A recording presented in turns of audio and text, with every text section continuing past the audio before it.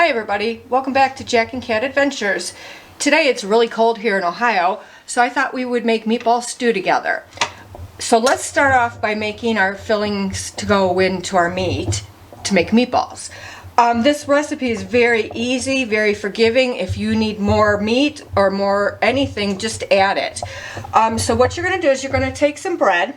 I just have regular old white bread from the grocery store, and you're going to cut off all of the crust.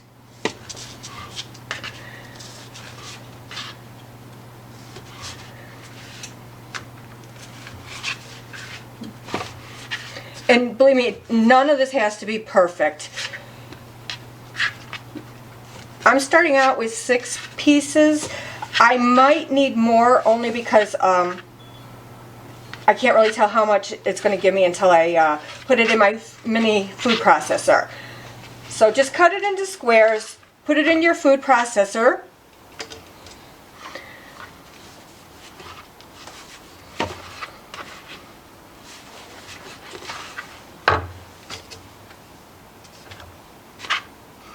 Alright, so let's do this.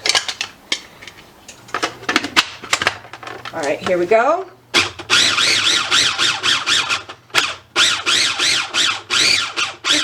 Finely chopped.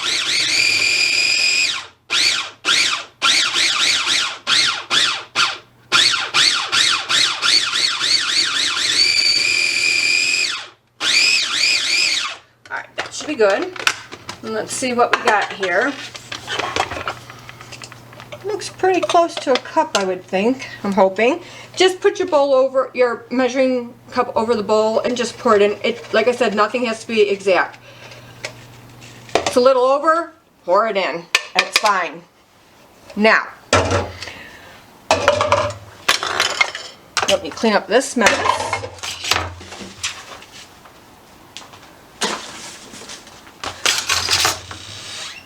Okay, now you're gonna break an egg.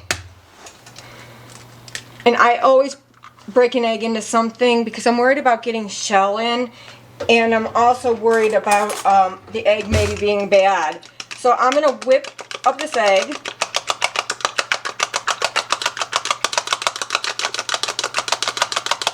So again, that's 1 cup of fresh breadcrumbs, 1 egg beaten. You pour it right in your bowl.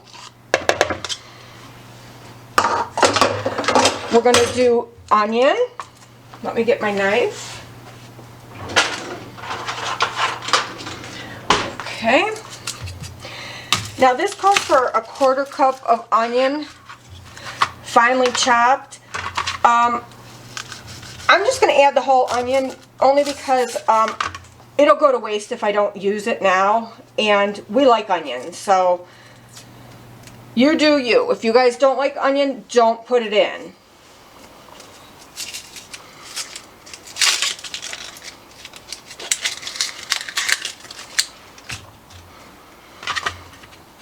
And I will show you how to knife needs sharpened. Let me get this for you.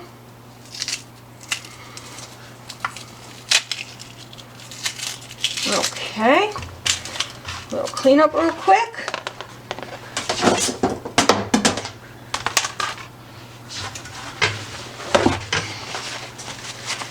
Always wipe down your board because the onions always have like this, see right here where it's stuck, get that off because it's just part of the skin. It's very not appealing. Get it? Okay, I'll stop. Anyways, if you can't laugh at yourself, who can you laugh at? Alright, so let me get this onion cut up. So take the onion, go straight down. Hold on 1 second. Okay. Go straight down. And then just go across like this.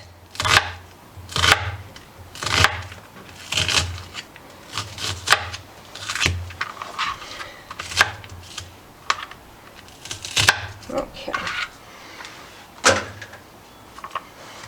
Just put it in a pile like that.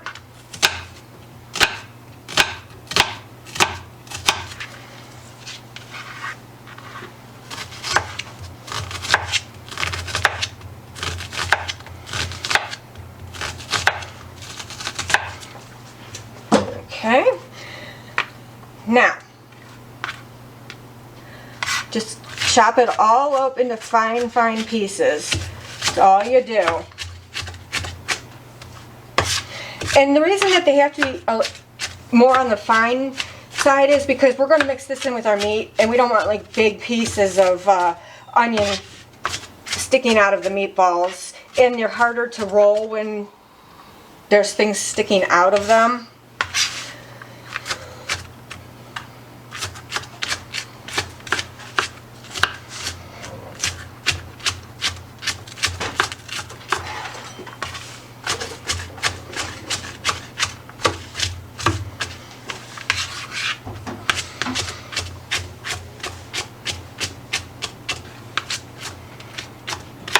Alright, I think that's pretty good.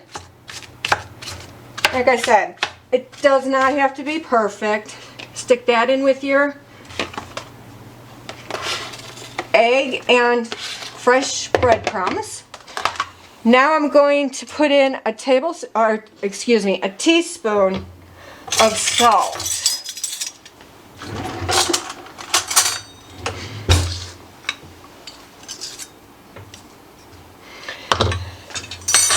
And half a teaspoon of dried thyme.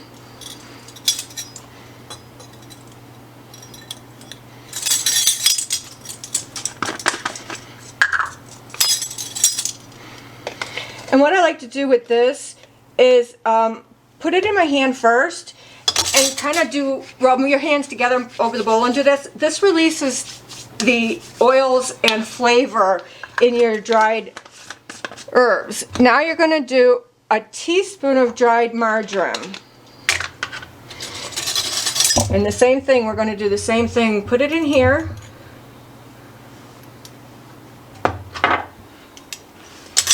Throw it between your hands and there. Okay. Now you're going to mix this together. Get it all mixed good.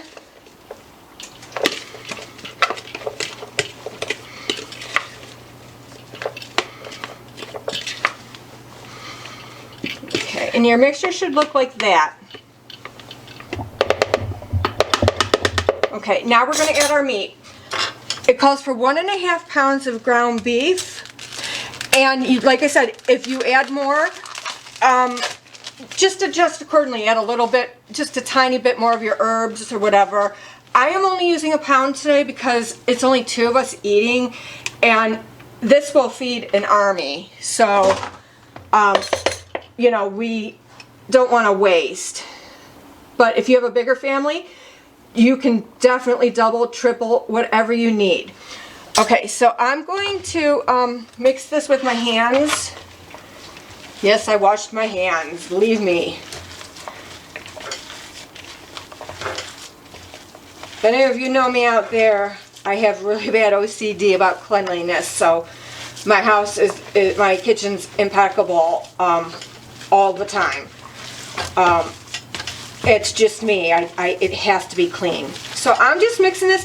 Now we don't want to over mix it because it will make the meatballs tough. Just make sure all your herbs are mixed in and your breadcrumbs. That's all you're looking for. Sometimes you'll get like a chunk of like, I guess I mixed mine really good, a chunk of breadcrumb that didn't get mixed in, and then it's just a whole meatball of breadcrumb. It's not very appetizing.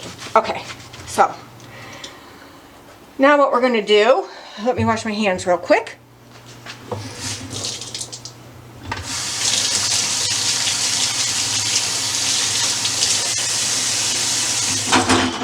Okay, now we're going to make meatballs. Like I said, I'm only doing 1 pound of ground meat, so I think this size pan will be fine to do my meatballs in. If you do 1.5 and you do the 1-inch balls, I think a 9x13 is what I usually use when I do a bigger amount. So I use a 1-inch cookie scoop, and all I do is I go in, even it off, and just roll your balls.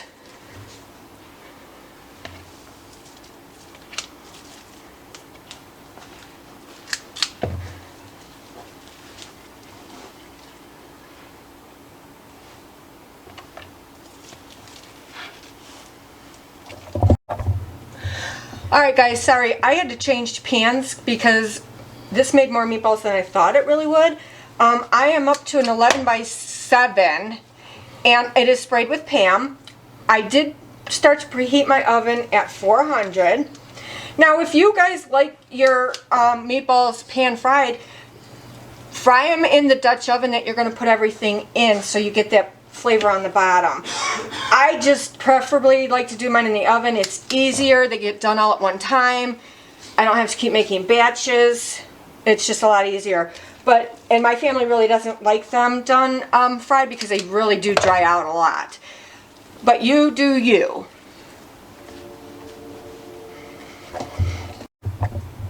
Alright, so now I finished up the meatballs. I'm going to put them in the oven for 15 minutes and we'll check them after 15 minutes. We can go on to our vegetables now. So you're going to need 4 carrots and 4 potatoes. Like I said, if you like more, add more. If you like less, add less. I personally am not a potato person, but my husband and my son love the potatoes in it, so that's why I do it. So we're just going to peel everything.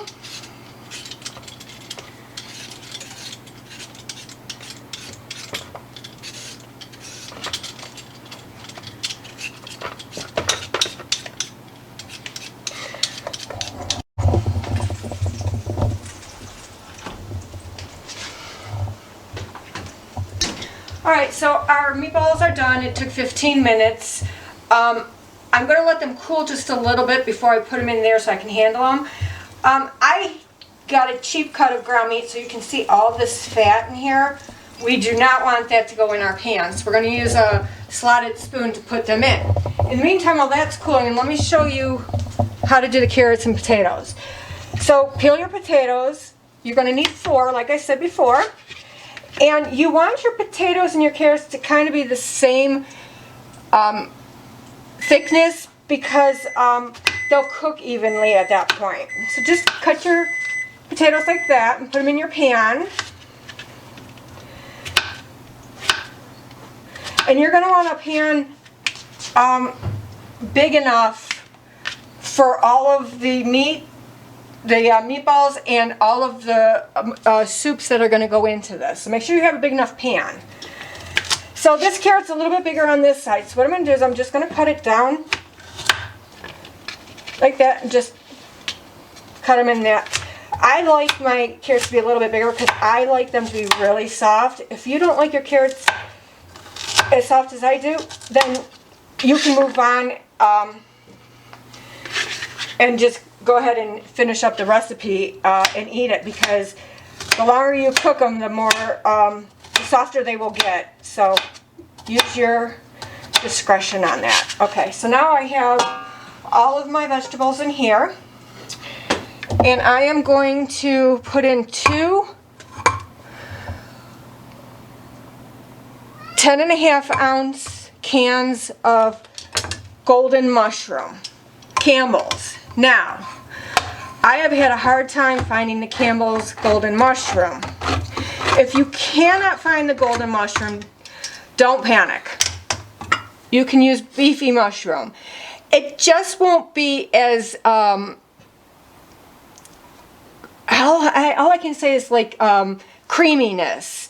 I think that the golden mushroom is creamier. Here's the golden mushroom. And so if you can find the golden mushroom, I would buy at least 4 cans so you can make it again, because you're going to want to make it again. So at this point, I'm going to pour these cans in. Now, this is where I kind of vary from the recipe. If you just want to go along with the recipe, you would do 2 cans of beef broth, 14.5 ounces each. Now I have beef broth here. And I am going to add some because this stew is pretty thick and I like it a little bit thinner, but you do you. You put in whatever you want to put in, and we'll go from there. So I'm just going to use, I also have a can of beef consomme. Now, If you use the golden mushroom and you can find the beef consomme, get two of the beef consomme too, because beef consomme is a very intense beef stock. It's delicious. It's very dark in color. So I only had one of those at my store, so I'm going to use the beefy mushroom also. Right now we just have to adjust our recipes because we cannot get stuff in our stores here. So I'm just kind of have to play around with stuff and see how it works. Okay, so I'm going to add all of these soups right into my pan, like so. And make sure you get all of the goodness out of there. I have also used, when I can't find like a deep, like the beef consomme, I have also used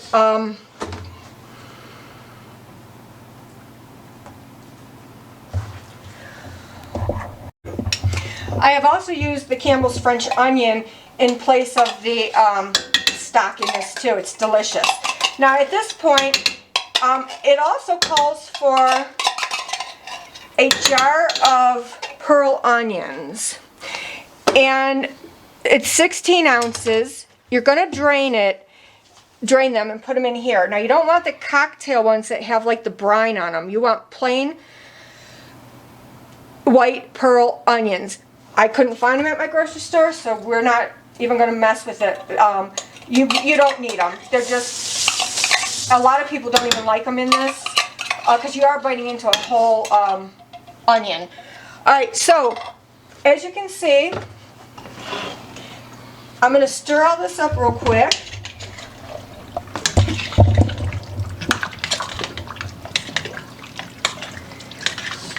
And I'm going to show you how thick it is with those soups. It is delicious. I'm telling you, it's easy and it's good. Okay, so I'm going to shake up my stock. I had this stock at home and I needed to use it. So I'm going to pour some stock in here, just a little bit. We can always add more at the end because our meatballs are going to go in here and they do have fat in them still. So that'll kind of thin out your gravy. So we kind of want to play it by ear and add as we go. So I am going to go get a spoon over here to do our meatballs.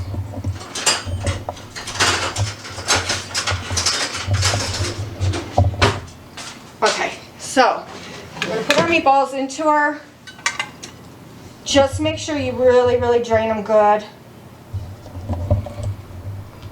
Just set them in very gently.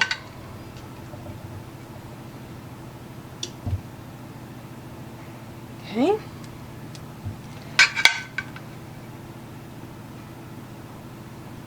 I wish we had smell-o-vision. It smells so good in here. I just really want to make sure you get that oil off of there. I mean, when you're frying it in the pan, you're going to, if you do fry them in a pan, you're going to pour off that grease, but you want to leave the little bits in the bottom of the pan. And once you drain off your oil or grease off of those, scrape the bottom of your pan before you put everything in, and that'll give extra flavor to your stew. Like I said, I don't like to fry my meatballs at all. Alright, so there we go. So now we're going to stir all that up. Oh, let's get a bigger spoon. And just kind of come up under it and over because you don't want to ruin those meatballs. Alright, so this looks delicious already. And now what we're going to do is we're going to put this on medium-high, bring it up to a boil. Once it starts to boil, we're going to turn it down to low, and we're just going to let this simmer itself until the vegetables are to your desired tenderness. So I'm going to get this to a boil, and I will show you how that looks. Alright, so now my pot has started boiling, and I'm going to turn it down to about 4, and we're going to let this simmer. Now keep an eye on it because it does start to burn on the bottom. If it's starting to burn on the bottom, keep stirring it. All we're cooking right now is our vegetables. Everything else, the meat is cooked. So we just want to keep an eye on those vegetables until they become soft enough and If it starts to if it's simmering too much, keep turning down the heat until it's just a really light simmer. It'll take about 30 minutes for the vegetables to become soft. I would say about after 20 minutes, I'm going to check them and see, because this mixture is very hot. The hotter the mixture, the faster your things are going to cook. All right, so we'll come back and check this once the vegetables are soft. Okay, so here's our finished product. It cooked about 40 to 45 minutes for the doneness of my potatoes and carrots that I like. Also, when serving this up, I buy these breads from Walmart. They're in the bakery department, and I freeze them, and every time I have soup or stews or chilies, I pull them out and you bake them fresh at home. So that's what we're having tonight with this. So I am going to ladle some up, and my husband Jack will tell us how it tastes. Here you go.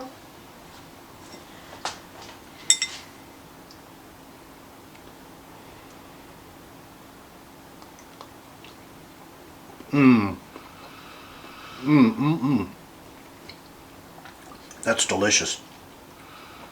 Hot, but delicious.